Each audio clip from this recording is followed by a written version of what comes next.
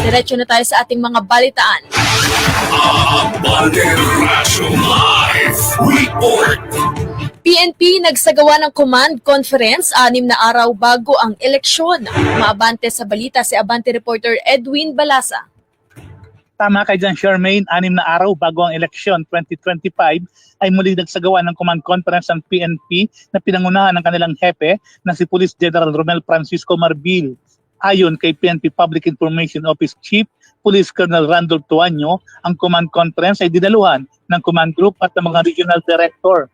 Pero sa halip na gawing physical, virtual na lang ginawang conference para hindi na umalis pa sa kanilang region ang mga regional directors. Sa pagpupulong ay nagbigay paalala si Marbil sa mga dapat gawin sa eleksyon at kinumustrin niya ang latag ng seguridad sa bawat region para matiyak ang kahandaan ng mga ito.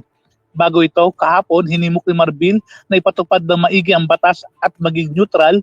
Bukod dito ay pinatutukan din ni Marbil ang vote buying sa eleksyon, kaya pinabababa niya sa komunidad ang mga commanders at mga regional directors 3 araw bago ang eleksyon. Ako si Edwin Balasa ng Abante Radio. Ito ang balitang mabilis, mabangis, walang mintis.